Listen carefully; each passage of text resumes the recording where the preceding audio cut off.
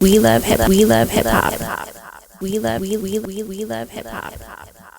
Are you Bajan? Vincentian. But really, that's way back. I'm Scotian. Okay. Sixth generation. Yeah, you know why I ask you this, right? Because I be doing my my investigative reporting through listening to music and stuff too, right? And that's my Bluetooth. But the thing is, I heard you mention Barbados a few times, and I was like, "Yo, what's going on with Barbados?" And I went to university there. Oh, so that's why you went to Uni of Barbados. Yeah, I did a 1-year exchange program. That's when I was going to York. Sick. Yeah, it was incredible. Went to school with Miss Jamaica. She wasn't Miss Jamaica yet, but she was a couple years after that. Really? Eh? Yeah. That's dope, man. Yeah. See, okay, listen. I want to get into some music. It's all about the education. Yeah, man. You stay on the education, bro. That's crazy. Okay, let's get some music popping and let's have a conversation. Yeah. I'm gonna take you down memory lane first. Let's do it. Got a new face like the $10 bill. I got no chill. That's how the game made me. Had to take over. Industry shady. Chances were slim, but the eyes never scared me. Okay. Yeah.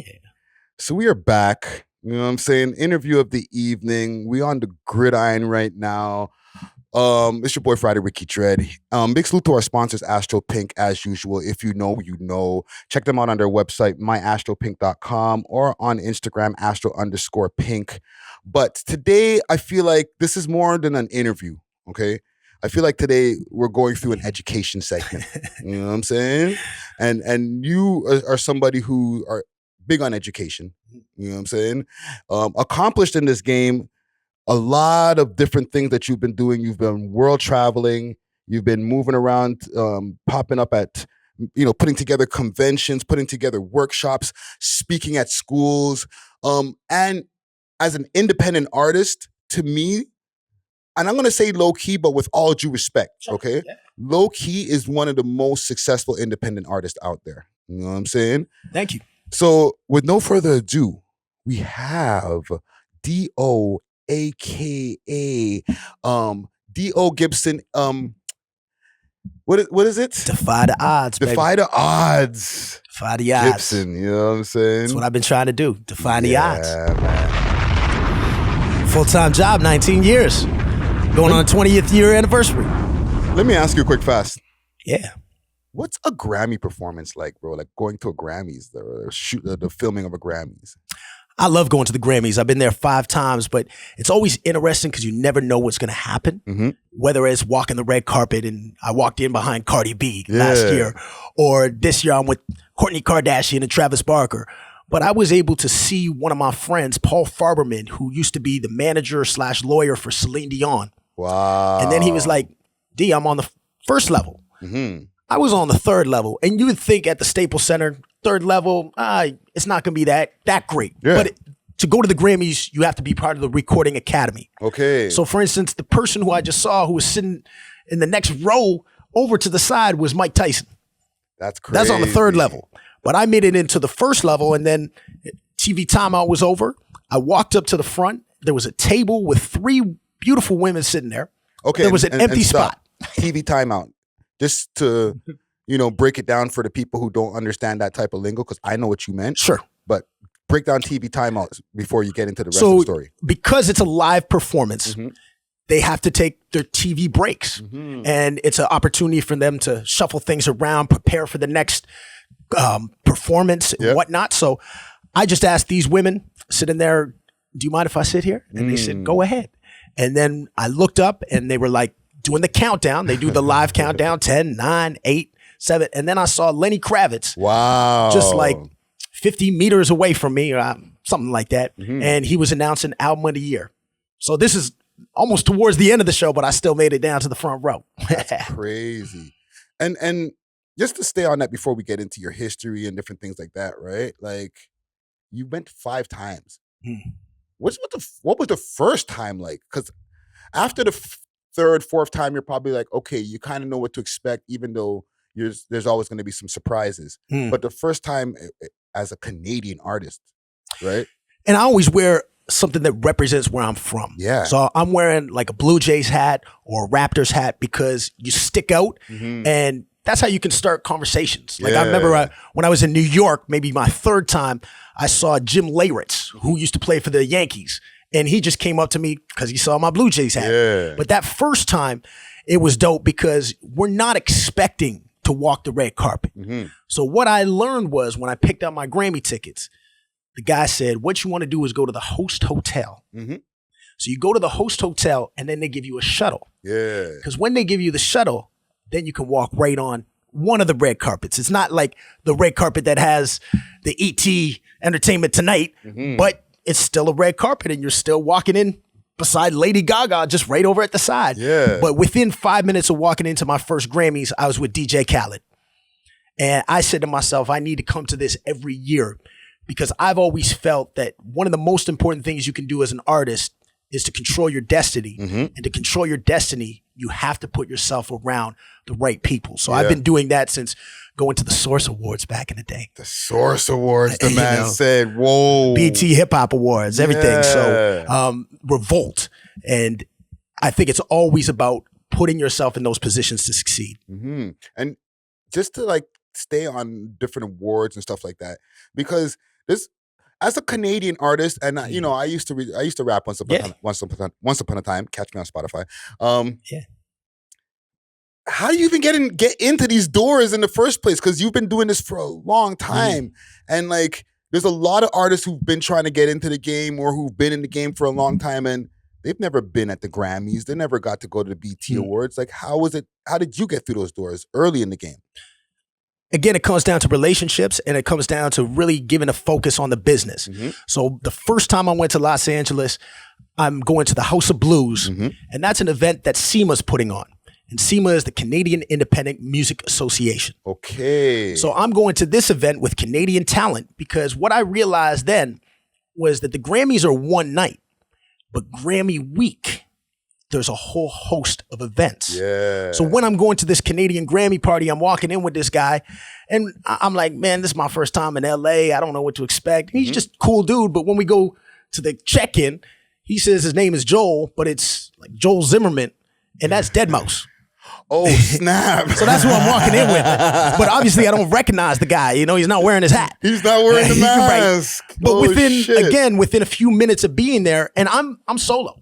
I'm solo. My boys are coming, Slack at the Beach House coming in the next day. I changed my flight to come in this day early for this. Yeah. So I'm not rolling with anybody, but I had to become very comfortable doing that. And, you know, I'm talking to Martin Short. I'm getting invited for a dinner right afterwards. I'm kicking it with the CEO of Universal. But what I loved about that dinner was, you know, being asked to come up to this dinner. But you see this long table. And again, I don't know. You know, I know some people from SEMA, but I don't know everybody sitting at the table. Yeah. So I just take a seat where I can, right at the end. And there's a seat open right across from me. And who comes and sits down across from me? Melanie Fiona. Wow. So then we obviously have something to talk about. Yeah, Canadian connection. Yeah, so I'd never met her before, but, you know, she incredible artist, very humble and cool. But it was moments like that that made me realize, again, connecting with organizations like a SEMA got me in there. Then when you're in Los Angeles, utilizing your network of people that you might know or your friends might know. I connected with Thornell Jones. He recommended me to the Recording Academy, and then I became a member. And he used to work with Jill Scott. And then when I first had my first party in LA, because I put on now events for the Grammys, well, Grammy weekend, right? He represented an artist, and he's like, yeah, he wants to come through. And so at my first Grammy event, man, I had George Clinton. Wow. Yeah, little mixer party in the afternoon. Probably like no more than 7,500 people could fit in this place, but I got Mr. Clinton. Duane, there's no way at some point in time while this is all evolving in front of you that you don't like geek out at one point and be like, holy shit, how am I in this room? I geek out all the time because I'm very grateful. I'm very grateful. Like I always, in one of my books, Stay Driven, I start off by talking about my first performance in Tokyo. Okay. And, you know, we literally went from the plane to the train to the taxi to the venue and performed. And we had people knowing our music, which was incredible. But I said to Slacker right after, like, man, can you believe this? Yeah. Like, two boys from small towns, and we out there. And I think it's really important to love the journey. And, you know, like I said, this is my 19th year doing it full time, but I appreciate, you know, everything about it. I just love hip hop. I love the work you do too, brother. Thank you. But I love the journey. And I love now that I'm also able to give that opportunity to young artists and emerging artists and those artists that are like, man, I just love to come perform in Amsterdam, and making it a reality for them. Yo, man, that's beautiful, bro. Like, and you know, even in the beginning with the name Defy the Odds or Defy Odds, D.O. Yeah. Was that your first name? Like, did you come up with that like right away when you started rapping? It was D.O.G. D.O.G. But then it's not a cool story because I start every show that I do for kids. I've done over 3,500 shows for kids. But I start every show saying my name is D.O. And then what does D.O. stand for? Yeah. And it's already on the screen. So some kid will say defy the odds. And then I'll say, do you know what that means? And I say what it means is people, when I told my friends I was going to be a rapper, I'm living in Sault Ste. Marie, Ontario. Yeah. You know, I'm in grade 9, grade 10. It's 1993. What did they say? They said, you can't be a rapper. You're from Canada. And you're from Sault Ste. Marie, Sault bro. Ste. Marie. Born in Saskatchewan. Yeah. Right? Came up in Sarnia. So, but again, just being that Canadian rapper for this generation, because now when I say that, kids are like, what are you talking about? It doesn't matter if you're Canadian. But as you know, we've gone through such a change in the last 12, 14 years of what being a Canadian means. Yeah. But there was a point where it didn't seem possible to be a Canadian rapper and make a living from it. No, it's real shit, man. Like, even like back in the times when we were just doing the Much Music thing. Yeah. There was like mainstream rappers that we seen out here, like Cardinal and Shock Claire, the Rascals, all these different people. You were there, you had videos, but during that time you stayed independent, and you stayed independent till now. Yeah. Why was that always a choice, even from back then when like getting a deal was a thing?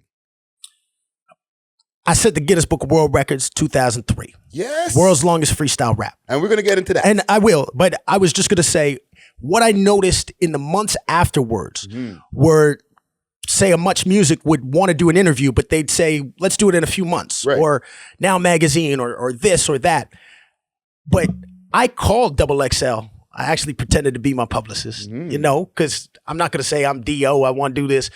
And they had Vanessa Satin, the editor, call me within an hour and set up an interview. And now I'm in XXL magazine. Yeah. And then I'm like, I got to take advantage of this when it comes out in October.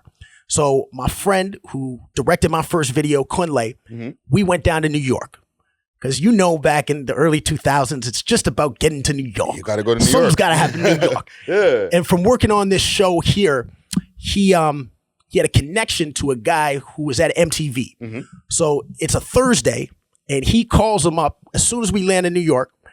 And that guy says, why don't you come down to the studio tomorrow? Right. So we go down to MTV the next day, and we just think we're meeting, but we walk into MTV Radio, shoves a mic in my hand, and I'm live on MTV Radio. Wow. As soon as that's done, he says, you should meet my son. I don't know who his son is, right? Yeah. He calls his son. He's like, what are you guys doing this afternoon? He said, I don't know.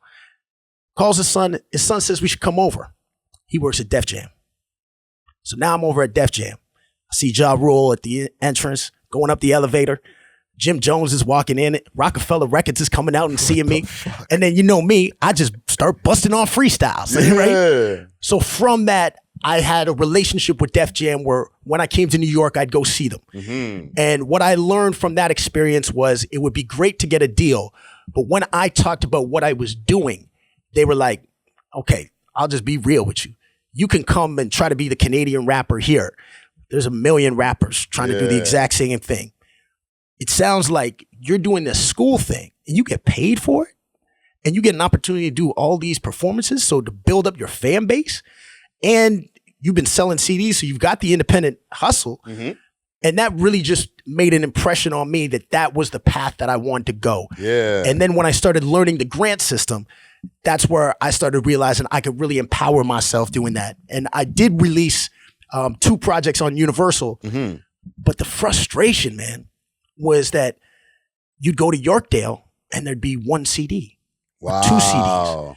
And what happens if you sell out those CDs? It's not like they're going to rush out and buy 1 or 2 more. Yeah. So I found it very frustrating that we'd have our product in stores, we'd sell it out across the country, but just 200-300 copies. But the manufacturing was low. Yeah, the manufacturing is low. And that's the story of a lot of Canadian rappers, a lot of independent rappers. So that's when I started realizing it's nice to have your CD in stores because back in the day, that's your dream. Yeah. To walk in the CD store, I go to the D and there it is. Yeah. But I just realized that there was other ways to make it happen. And the number one way I found to make it happen was touring, opening for artists that have fan bases, and selling your CD afterwards. And that's why I opened for Classified and would sell 20, 30 CDs a night. Yeah, because you have that connection to the East Coast. Yeah. Right? You're Scotian.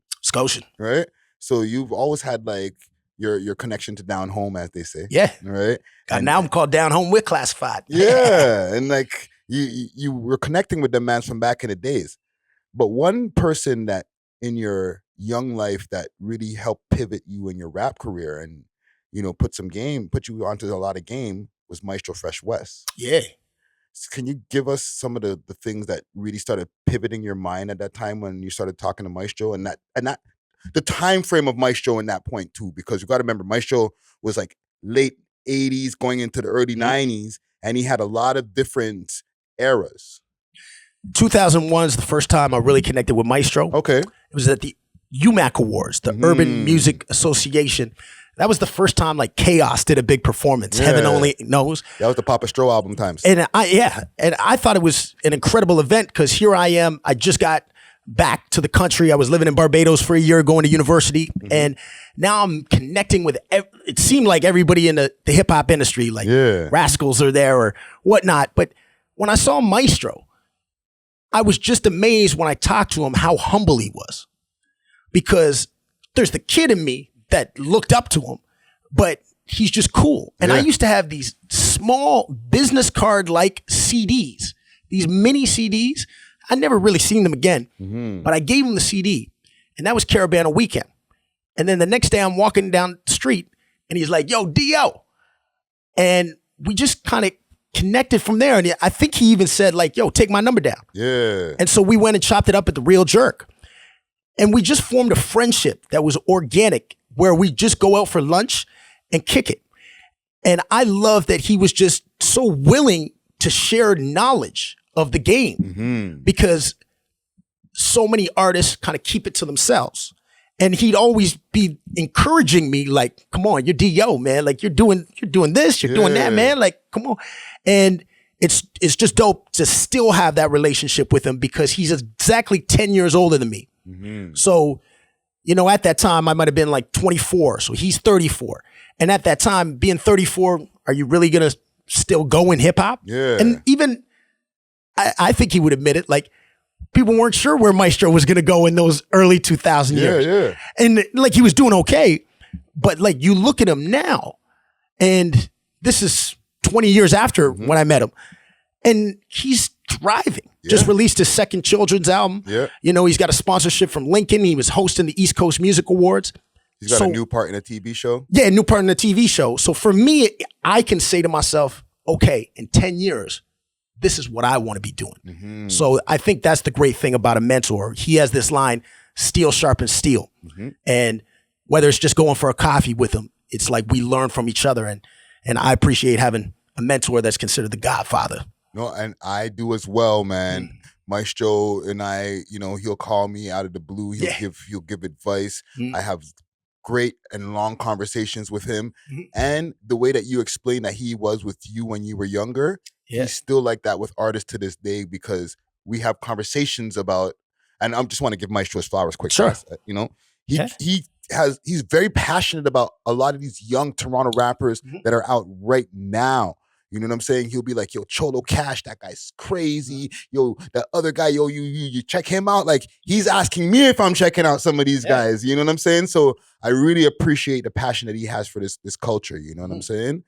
And with you, the Guinness Book of World Record back in 2003. Okay. Shout out to our sponsors, Astro Pink, always coming with that loud. Check them out on their website, myastropink.com, or you can hit them up on Instagram at astro_pink. If you know, you know. Okay, I'm going to read this out of Wikipedia. Okay, it says D.O set the Guinness World Records for longest freestyle rap at the Dark Nights National Car Show, an outdoor car festival in Toronto, Ontario, Canada.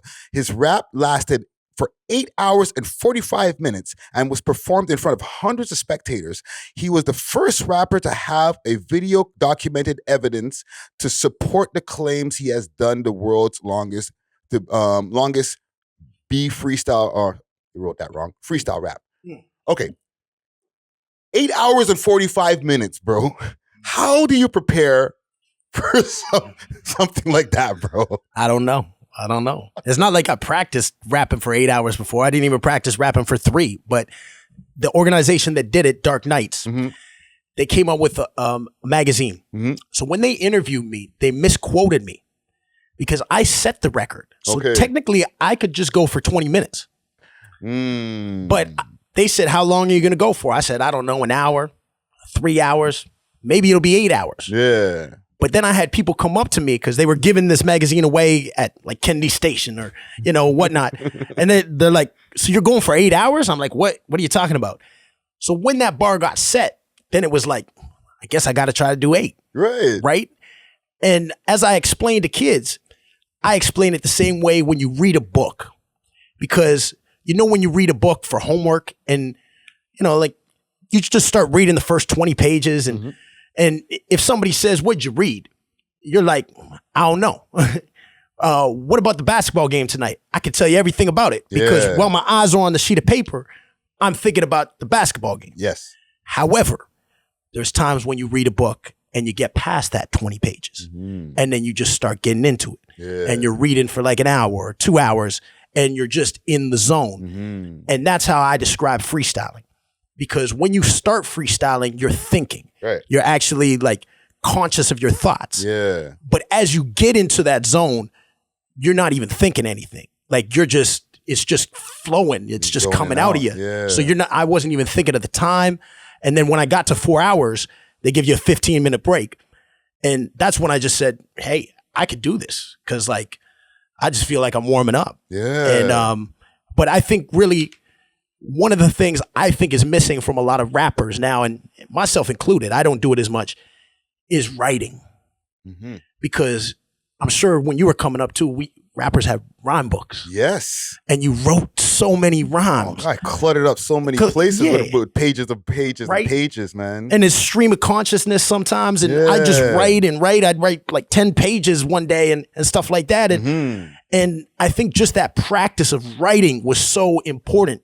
Because I think that when you write a rap now on your phone, and like I said, I do it too, but you're just thinking bar by bar and it's more for a purpose. Like you're writing a song. Whereas when I was coming up, I mean, I didn't know any producers in the 90s, right? Like finding a beat was hard. Yeah. Right? Sometimes it would be like, I'd just have a CD single and rap to the instrumental on the B-side type of thing. But I would just write without a purpose. And really that's what freestyling is about for me. And, just to add on to that also, quick fast, there's a lack of writing, and not only just the phone stuff, because I'll even accept that, dude. You know what I'm saying? Right. Like I just freestyled this whole song. I'm like, that's cool. Yeah. If you're just doing a display, like how you displayed your skill set for 8 hours, right? But like, if you're really trying to get into some shit, I would rather you write it down. Yeah, or, like there's different songwriting techniques, but it's like, or like write it in your head. Write it in your head. But like I might freestyle like a 16 bar and then listen to it and say, okay, I like this part. I like that part. Because the one good thing about freestyling is you are doing things that you aren't doing when you just write. I mean, that was my problem when I first started recording raps. Like people would say they're not as good as your freestyle because I would be overthinking it and writing too much in there. So there is that balance, but I always look up to Eminem. I grew up in Sarnia, which is less than an hour from Detroit. And what I love about Eminem is Eminem's one of the best freestylers ever. But if you hear how he describes his songwriting, he writes, he edits. You know, you see those rhyme pages where he's crossing things out and putting things crazy. in. But to me, that's what writing really is. And you know, I was hearing Bruce Springsteen say this the other day on the Q. Like, people don't care how long your song takes to make, like how long it takes you to make a song. People care if it's good. That's a fact. So it's like, put your time into it. Like, you could like sometimes I freestyle a song, but then I'm like, you know, maybe I want to come with a whole different concept to that song, right? So especially if you're paying for the beat, you know, you don't want to just wing it. So I think freestyle's an important skill, but it's like slam dunking in basketball. You got to develop your whole game. Yeah, man. And even with that, right? Like, I was talking to one of our guys over here, Dusty Wallace, right? So Yeah. to Dusty, right? And he was like, "Yo, man, mans must be like on Ebos or something like that to be rapping that long, right?" You have always been clean. Like, you've never done no drugs. You've never been in like you're a nice guy, bro. And I'm sure you heard this before, right? I appreciate it. But like, you've never been like fucked up on drugs, any alcoholism, fucking armed robbery one time that you were like, "Yo, man, I can't believe I did that." Like, bro, like, I don't know about that, man. no, I'm not saying like as an incriminating thing, but have you ever been like off your path of like definitely bringing like, you know, positivity, bro? Yeah, definitely. Yeah, I mean, I'm a drinker, man. So, you know, and then, you know, I had to check myself because then I realized maybe I'm drinking too much, and that can happen in this game, you know? Oh yeah, for sure. So, you know, I had to self-regulate, and, you know, the people that I hang out with, you know, sometimes we're doing some other things, and had to check the people that I'm associating with. So, you know, I guess I present an image, but at the same time, I would like to think that when kids hear me at a school, that I'm being authentic, that it's not just like, "Hey, I'm Mr. Positive." I'm talking about some of the challenges I went through. Yeah. I'm talking about when I'm growing up in Sault Ste. Marie and getting called the N-word. And sure, you could say, "Yeah, I would just fight that person." But there's consequences. And there is loneliness. I've suffered depression. You know, I still suffer depression, right? So it's like, music and hip hop has always been my outlet. Yeah. And that's what I tell kids is find your outlet. Find a way to express yourself. And that's what hip hop has done for me. No, man, that's dope, man. Because like, I always wonder, like, this, and don't get me wrong, there's a set of rappers, like, from what I deal with this network, right? I deal with a lot of like grimy characters, right? Yeah. Guys who come from hood circumstances, and you know, some of them who've gotten into a lot of trouble, and you can see it on the outside. You know what I'm saying? You can see their troubles on the outside. But then there's like different guys like yourself, you know, Shad, different guys who they present as more like, you know, positive. You know what I'm saying? Solitaire. You know what I'm saying? Love Solitaire. But I Easy always flip. wonder if there's like problems behind the scenes. So like sometimes I'm glad that you expressed that, man. On my last album, I had a song called "Still Smiling," because I'm still smiling even when I'm down, waiting for the sun to come back around. Because there's some days where I go do a show, and I might just get a text message that just sets me off. I'm really upset about a lot of things. Yeah. But then they're like, "And coming to the stage, D.O." I put my phone down. I just brush myself off. That's my thing I do. And then I go like this. Game time. But yeah, there's that pain. There's depression. I think, and this one kid, he's actually my neighbor. So my neighbor's son. But after I did this show at our school, at his school, my kid's school, he came up to me and he's like, "You know what, D.O.?" I said, "What's that?" He said, "The best music is made from pain." And I believe that. So, you know, you got to reach deep inside yourself. One of the songs I have with Socrates is called "Real Wisdom." And he did the hook on it, and he's like, "I got so many regrets, but I had to learn it deal with them. Yeah. The power to reinvent. Now that's the ish that comes from real wisdom. And to me, that's the thing is, you know, we all have regrets, but you got to get past them. And to me, rap is all about reinventing yourself if you're going to have longevity in the game. Like, look at you. You know what I mean? Like, look at your career. And now, you know, it's like a Noriega thing. Like, Nori's more popular than he's ever been in a lot of ways. Yeah. And it's still hip hop. Yeah. And to me, that's the great thing is like, it doesn't matter if I'm on the mic performing at a show at a club or wherever I'm at, I'm still doing hip hop. I'm still in the game. Yeah. And you've always kept it hip hop because you've been educating kids on Black history through hip hop. And like, I'm talking like way back in the days you've been doing that. You know what I'm saying? What got you into that in the first place? And then 2-part question, explain to the audience, like who haven't been able to witness that and maybe see videos, what that looks like. I got into my program called Stay Driven, which was the name of my first EP back in 2001. Yes. My mom's a teacher. If you know teachers, their friends are all teachers. So one of her friends said, can you come to my school? And her husband was a teacher. So he's like, can you come to my school in the afternoon? Yeah. And this is in St. Mary's, Ontario, because I also grew up in Stratford, Ontario. Wow. I've been around. So that was great. But then my friend Kunlai, my music video director, his mom's a teacher. And she said, can I come to Timothy Eaton? Now that's a technical institute in Scarborough. Yeah. No longer there. So the reason why I say that is because I'm at country schools in St. Mary's, and now I'm going to a high school in Scarborough that's like a technical spot. Yeah, that's where people usually get kicked out and go to. Yeah. So, but both of them went well. And then I said, maybe this is something I could do. And what you always do for anything is ask, what do they want? A lot of people want to get into, yo, D.O, man, I really want to get in this school game, man. What do you want to talk about? I want to talk about goals and like how you got to reach your dreams. Nobody wants to hear that. Yeah. They want to hear a message. So like when schools told me, we want to hear something on anti-bullying, I deliver something on anti-bullying. I tie it in with goals and dreams, but then schools will say, can you do something for Black History Month? Right. And when I was in university, I took a lot of Black history subjects. I've always just been engulfed in it. And being that my family's from Nova Scotia, Nova Scotia has so much Black history. A lot. So just 2 weeks ago, I'm down in New Glasgow.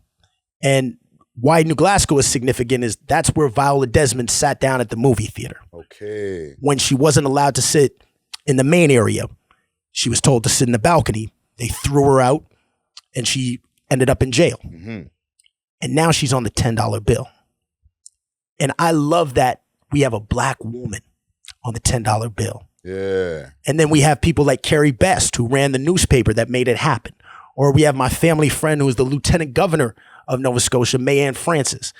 And then also growing up in Sarnia, I was right down the street from places like Buxton, who next year are celebrating their 100th anniversary of this fair. And it's amazing that you see these people that came from the Underground Railroad and are still there. And Uncle Tom, if you go to Uncle Tom's cabin, the person playing Uncle Tom is my dad. Wow. And they're changing the name of it to the Josiah Henson spot because the word Uncle Tom was subverted. When that book came out, it was selling more than the Bible. So when they turned it into a play, they made that title character, the hero, a legend in Canada. They made him into a subservient person. And that's why you think of a bad thing when you think of Uncle Tom. Wow. So I just love the stories. You know, I love the stories about, you know, Willie O'Ree, the first Black hockey player in the NHL. Yeah. But he was blind. He was hit up with a puck in his right eye, lost 90% of his vision. Oh, shit. But he was still so good that he made it to the NHL. That's crazy. So it's just, these are great stories. And then finally, it's like when you tell kids that The Rock, his father, is from Nova Scotia. Yeah. I mean, their last name isn't even Johnson. It's like Maya They're Villa Bowles. No, That's on his mom's side. oh, yeah. They're Bowles, B-W-L-E-S. His dad chose the name Rocky because of Rocky Maivia, the undefeated Italian boxer, and took the name Johnson because of Jack Johnson, the black U.S. heavyweight champion. Yo, see, I just keep on going, man. I'll just say, just jewelry, history just lesson. flying all over the place. Oh, man. Yo, fam, if you know the emoji with the brain blowing up right there. When you told me that Uncle Tom story right there, I had no idea, fam. Game on top of game, fam. And you know, you mentioned, bless you. You mentioned the stay driven or still stay driven back in the days. Right? Yeah. You put out a book in around 2013, 2014. Yeah. Right? What inspired the book? And like, you know, just explain for the audience. And there's the new book too. Yeah, still on the grind. This is On This Grind. I got a copy for you. That's why I brought it back. Thank you. I think it's really important for kids to read. I think that's a lost skill. I've got 2 kids. It's hard to get them to read. Yeah. I know we live in a world with content flowing, but reading is one of the only things you can do where you have to put your full concentration into it. That's a fact. Nowadays, we're just multitasking. I'm guilty of it. You know, if I'm doing the dishes, I got a podcast on, you know what I mean? Listen to music. So I wanted to create that and give something where, you know, kids can learn from. And then when I wrote On This Grind, this is life lessons learned from the music business. Yeah. Because I wanted to give young entrepreneurs, you don't even have to be in the music business to get the lessons from it. Because I think the reason why a lot of people like myself love hip hop is I love those lessons. Like I love Jay-Z because I loved the business game he was given. And so I wanted to give some of those lessons that I've learned and to help emerging and established artists too. Yeah. No, and the thing is, even if you're not into hip hop per se, all skills are transferable. It's all transferable. And that's what I say in one of my presentations where I talk about role models, because I talk about The Rock and I talk about social media. So for a kid, who do you follow on social media? Yeah. And then I say, do you follow trolls? And then I put on the screen Tekashi 6ix9ine. But kids laugh, but it's true. Yeah. Or I say, I like The Rock. Because if you ever see his social media, it's always inspiring. It's like late night, but I'm in the gym. Yeah. Hey, guys, just blessed for a day. And The Rock, he wanted to be a football player. Yeah. That was his dream. He failed. You know, he didn't even make it to the CFL. He got cut from the practice squad. But I tell kids, transferable skills. Transferable skills. That work ethic applied to wrestling, which applied to acting. Do you guys think The Rock is a failure? No. Yeah. No, that's real talk right there, man. And, you know, you also you're the founder of the Northern Power Summit, right? That's right. It's going into the 6th year now. 6th year, yeah. Right? Last year, there was a virtual one because, you know, we're coming out of the lockdown. I won't say the pandemic, but the lockdown. Right? Yeah, that's a good point. So let's talk about the founding of it first. And then just even like some of that transition that had to happen like during last year, because it's something that was going on for a while. Like you brought a lot of people together. Yeah. So let's talk about the foundation of it first. So we talked earlier about the Grammys and Source Awards, and I love going to award shows. Yeah. But I really built my career by going to music conferences. I go to Midem, which is in Cannes, France, and I've been there 14 times. And what I noticed that second time I went, because the first time I didn't make a lot of things happen. I wondered, should I go? And then I realized I need to invest in relationships. So that second time I met Henke Maduro and Fat Philly. And Henke runs New School Rules, which is a conference in Rotterdam in the Netherlands. Okay. And Fat Philly runs Fresh Island Fest in Croatia. And then I started going to these events and helping organize a Canadian showcase in Rotterdam. And then when I go to Croatia, we're opening for Snoop Dogg. Wow. KRS-One. I've been back opening for Chris Brown, Wiz Khalifa. So I realized that power of that. And then I said to myself, my friend and business partner, Preetam Sengupta, when we were at the Junos in Hamilton, we always noticed the music business in Canada. And what I mean by that is there's been so many times where I'm the darkest person in the room and I'm very light. Yeah. But I just mean there's not very many black people. At all. and there's not very much representation of hip hop. However, racism works in a lot of different ways because it's not like all these people are racist because they're friendly people. Yeah. They'd say to me, D.O, what can we do? Like, I'd love to connect with this audience. I just don't know how to do it. I'm a 50-year-old white man. So then I realized when we're at the Junos, how can we bring these worlds together? That these organizations actually do want to help these artists. Yeah. And these artists want to get over and perform internationally. So why don't I bring over Henka? And why don't I bring over Fat Philly? And then why don't some of these young artists like Price the Boss, come out and make these connections? And I loved it because that first conference we had David Heyman, rest in peace, music supervisor. And he's just such a real cool guy. Yeah. So he's sitting there on stage and somebody asked him a question. They said, how do I get my music in these TV shows? I've never done it before. Yeah. And he says, well, after this, I'm going to be going having a beer at the bar.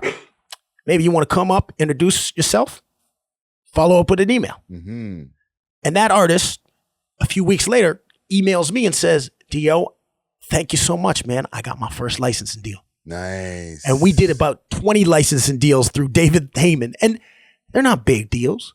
But as an artist getting a check for $200 or $250, saying your music's on Kim's Convenience, you're going to get royalties. I think that's a big thing. No, for sure. So now it's our 6th year. We always wanted to start small because let me ask you, man, how many times have you seen somebody in the city say, oh, we're going to do it big. This is going to be a huge event. It's going to be crazy. And then it just flops. I see that every day in my DMs, fam. So I'm just like, I don't care how many people come.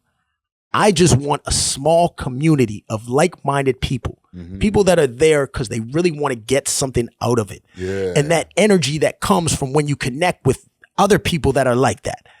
And to me, that's what it's all about. And so we're excited that we're doing 3 days. It's going to be November 24th to 26th down in Kensington Market, which I love because that's the last area that hasn't been gentrified. Yeah. And I think it's important to support businesses there. And I'm looking forward to the shows. I'm looking forward to the speakers. I mean, we got an amazing lineup. I mean, we got you, brother. Hey. Yeah. Hey. So it's going to be dope. No, man, that's dope, man. And I really dig the way that it brings people together, you know what I'm saying? And also educates at the same time, right? The education part is critical because there's been so many music conferences I've been to where, like, what do you got to do to get to the next level? Well, it's really just about making good music. You just got to have good music. That's not a good answer, man. It doesn't help me at all. Yeah. You know what I mean? Like, hey, you just got to keep on working at it. You know, like if you build it, they will come. It's like Field of Dreams. Yeah. I got a chapter in my book called Field of Dreams because that's not true. I've seen so many artists from this city, from this country, build it, wait, never release even their album, right? Because they were waiting for that right moment. Yeah. And that moment never came. Never came. Now that time passed them by. You know, it's like some people like say names. It's like, I don't even have to say names, but like, some of those artists that had that buzz in the city and then, whatever happens to them. Yeah. And they're waiting for something to come along. And again, that's why I said I had to empower myself in my career. I couldn't wait for a manager to come along. I couldn't wait for a label. I just wanted to control my own destiny. And I think for artists, especially nowadays, that's the best way to do it. Sometimes you got to just go make it happen, yo. You got to go make it happen. Yeah. Don't make excuses. Yeah, yeah. Yeah. You can't just say, or so many people have said, well, I can't blow up in Canada because it's the population. California has as many people as Canada. Okay, so what? Yeah. Because I toured this country with Classified, and I saw this man have packed shows at every place we went to, from Nelson to Revelstoke, small towns, Kamloops. And I said, like, if Class can do it, I can do it. Or I toured with DL Incognito. And it always fascinated me that some of these Toronto artists that were getting played on Flow, they weren't performing across the country. Yeah. And to me, some of them didn't humble themselves or come out to a Canadian Music Week and make some of those connections, because those opportunities are there, but you got to get out there. Yeah. Just to even add on to what you're saying, I went on a tour with Moko Only and Decisive. Nice. Right? So like they're household names for people who are into the Canadian hip hop scene, but they're not like radio darlings and stuff like that. You know what I'm saying? Like you're not hearing them on commercial radio, but they're getting booked to do shows. They're getting booked to do shows, but I've always seen the hardest thing is Ontario. And I feel bad for artists that haven't performed outside of Ontario, because I did those circuits with me and Decisive, and we have a song together called Old Habits. And he's rapping about like having to stay at a dirty ass travel lodge and bringing all these merch and then not selling even 2 t-shirts. And like we've done these shows in Hamilton and Barrie, and sometimes they suck. There's only 10 people at the show, and like, Decisive, I had a pretty good buzz. I was doing okay. Arabesque, whatever. Arabesque, wow. Right? But the shows sucked. But you had to go and do them. You got to go and perform. Yeah. And nowadays, I don't see enough young artists going and doing these shows that suck. It's like a stand-up comedian. That's what they do. But then you go out to BC and you're doing the exact same show, and more people are coming. Yeah. And they're buying the merch. So you got to get outside of your own comfort zone, because I don't know what it's like all the time. I haven't been out that much in the last 2 years with COVID, but that Screwface Capital, that like my group Art of Fresh, we make high energy music. Yeah. And it's like when we performed across Canada, everyone was hyped. When we came to Toronto, packed crowd. We were opening for Foreign Exchange, Fonte at Revival. Everybody's just standing there. Yeah. Screwface Capital, fam. But as a performer, do you change your performance? That's what I had to learn. You don't bring your energy down. You still bring that energy, because Toronto still likes it. Yeah. They just show it in a different way. Yeah. But as a performer, you need to have things like call and response. And if you've got your hype man, they're saying the other word. So even if the crowd isn't saying it, you still got it. Yeah. But that's the MCing, like that's why I like Redman and Method Man, like just great MCs. Yeah. And just making the adjustments for the different audiences. Right? Yeah. Yeah. And you have albums, Stay Driven and Still Driven, right? Yeah. Can you talk about the concept of Stay Driven and now Still Driven? Stay Driven was my first professional recording. Did in 2001. Was just happy to be in a studio. Yeah.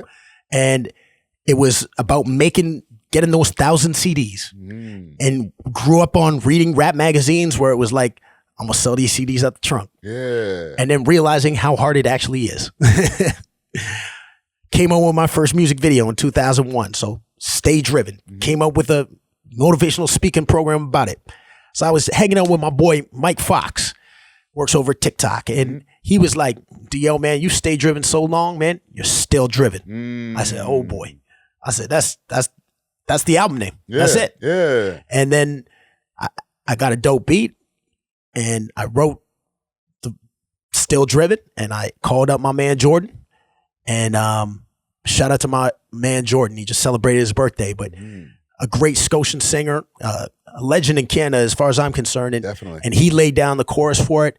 And to me, being that I'm 44 now, I want to make music that I want to listen to, that people that are my friends want to listen to. Yeah. I'm not trying to compete with the 20-year-olds. Like I'm not going to come out here on some trap rap, but I'm not going to come out on some old school boom bap. Yeah. I'm just going to come, and that's why I love the new Nas album. It's like, it's just good hip hop. Yeah. King and so 3. I wanted to tell that story. I'm telling stories about my last name and being Scotian. When you go to Nova Scotia, they always say, what's your last name? Oh, I know your grandfather. I know. And so I've got a voice sample of my uncle on there. And so it's all about that. And then finally I did a song called Black 365. Okay. And I love that song because that's what my program's called for Black History. Yeah, so I said Rochester and that's with Rochester, Drew, with Drew, Keisha Fresh, and Terrell Safety. So it's cool to me to have that diverse grouping of like a Canadian legendary singer like Drew. Rochester has been putting it down for so many years and is so dope. Keisha Fresh, like she's just getting like acclaimed by Ajax, you know, and she's been killing it. And then Terrell Safety, who just recently, like last year, was the first black artist to perform at a Vancouver Canucks hockey game. And he just hit me up the other day. He's doing like a 20-show tour in a couple months. So like, I just love connecting with that young generation on that track too. I think it's all about collaboration. Yeah. And with everything that you've, you know, done in the game, what do you think is one of your, or like, let's say not even one of them, just your, if you could put one big accomplishment, your biggest accomplishment? Well, I could say Guinness, because people will say, did anybody break the record? Yeah. When they say the first one to get it videotaped, it's because Supernatural broke the record a year after at Rock the Bells. Okay. However, somebody stole the video footage or something, but he never got it authenticated. Because it's one thing to do this, it's another thing to authenticate it. They have to like actually watch. Hold on, sound effect coming. Yeah, exactly. What happened? What happened? So I was just proud to do that because, you know, having that plaque, that's something I can always, you know, show to my kids and my kids' kids. But the first thing that comes to my mind is another chapter in my book, and it's called Made It Moment. Because the time that I felt that I made it is when I was performing in Singapore. And I was there with Slack at the Beach Out, Art of Fresh. My DJ was Famous. Nice. Because I brought Famous out to Asia. The kid. And Famous hasn't come back. He just comes back for Caravana, but he's killing it over there. And my man Diz, who's part of my first rap group, my first producer. So performing in Singapore, downtown, it's a free show for the city, but there's like thousands of people there. But I'm just like, I called my dad afterwards, and it was just one of those times where you feel like you made it. Like having that dream as a kid to be a rapper, and now I'm in Singapore. Staying at Marina Bay Sands, which if you ever see this, you've probably seen it somewhere like Crazy Rich Asians. It's a hotel where there's 3 pillars and it goes up like 100 floors. And then there's a boat that goes across those 3 pillars. And in that boat is an infinity pool. Wow. Oh, it's pretty gangster, man. And we stayed at that hotel. That's crazy. Shout out to Factor. Shout out to SEMA. Yeah. For covering that. Right? No, shout out to Factor for real, man. Yeah, man. Shout out to everybody who collaborate with that. And shout out to you, fam. Thank you. Know what I'm saying? Like, I feel like you are a bevy of information. Like, you have so much gems for the people, and you're not one who's shy to share the information. You know what I'm saying? Like, I hate when people say the game is to be sold, not told. I'm like, who made that rule up? Like, nah, fam, information is free. We can Google information now. So why, if you have the info, can you not share it with somebody who might need it? You know what I'm saying? But I prefer to share good information, not lazy information. Yeah. So what I mean by that is like when somebody says in an email to me, when is New School Rules? It's like, well, am I going to know right off the top of my head the dates of New School Rules? Yeah. I'm going to have to go Google it. So why don't you Google it instead of asking me that? Yeah. So, but if you email me and say New School Rules is in May, D, I'm trying to get on there. Like, do you have any suggestions? I'm more than willing to help you out. Yeah. Because I want to see more artists succeed. And like, I never viewed other people as competition. I think that's the thing. Like, maybe being an outsider from this city, I've lived here for 20 years, but when I came to Toronto, I just saw all these artists want to like take over Toronto. Yeah. And, you know, I'm not going to do anything until I take over Toronto. And then like, I looked at it as like, who really cares? You know, because then I'd see Classified come and do a show and it's packed and your show isn't. You know what I mean? So it's like, I always looked at it more as far as Canada and then more internationally. And then, you know, if you have these relationships with the young artists coming up, you can collaborate with them. I mean, Slack at the Beach Out at our studio in Scarborough, that's where Drake did Comeback Season. Okay. Slack a Mix Replacement Girl.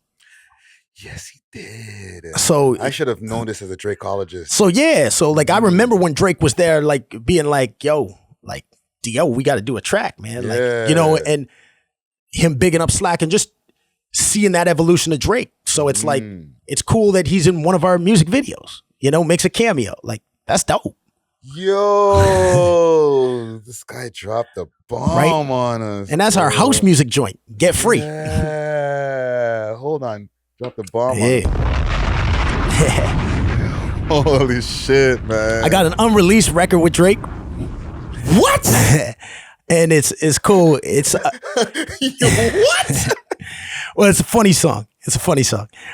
Because we were contracted to do this. And so it's us doing a remake of It's Like That.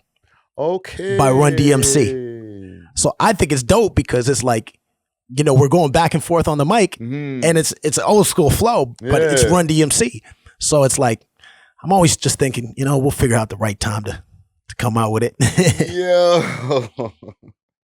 Yo, D.O, you came with got an ace in the pocket. Jewels. You came with some bombshells. Right. Yo, fam, I'm really glad we finally got to sit down and have this conversation, man. We're almost at 2023. Yeah. So what do you have? I'm sure you're planning into next year already. I mean, today I was booking shows in June. So yeah. So what can we expect coming up next? Well, Black Canadian 365 is back. I start the year off in Vancouver. I'm doing a residency at the Michael J. Fox Theater. Nice. So I'm doing 3 shows a day, 9, 11, and 1. Wow. 5 days a week. Then I'm touring all over BC the following week. Then I'm doing 40 shows in Southern Ontario at schools. Going to the Junos in March. Another tour in BC in April. Going out to the East Coast of Canada in early May. And then going to Netherlands at the end of May. And that'll take us to halfway through the year. And then bringing back Northern Power Summit for the summer next year in August. Okay. So you always got to be thinking ahead, right? So I love just being able to plan ahead. I find, you know, when an artist says to me like, D, I want to play South by Southwest. Well, it's February. South by Southwest in March. Their deadlines are early October. Yeah. So if I had to give advice to an artist, I would say to them, it's really important to learn your calendar. When you're applying for grants, they're basically at the same time every year. Yeah.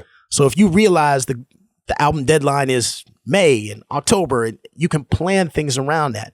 If you know the Canadian Music Week is here or East Coast Music Week or whatnot, you can plan around that. Or New School Rules is always there. So if you want to go tour Europe, well, if you can showcase at New School Rules, you can get a showcase grant from Factor. You can get a travel grant from SOCAN. So now you can go do your show at New School Rules, but maybe you can book something in London. Maybe you can do something in Germany. Maybe you can do something in France, but you're already out there. Yeah. So, yeah. Nah, man, that's good game right there, man. Give the people your social medias. Let them know where to find you. Not just your social medias, but anywhere where you want them to find any information and anything that the people will need out there. I am D.O Gibson. Okay. I am D.O Gibson on Instagram. I am D.O Gibson on YouTube. I am D.O Gibson on TikTok. I am DOGibson.com. What I learned from my man TJ Chapman, TJ's DJs. I was in Atlanta. I used to go to all the core DJ conferences.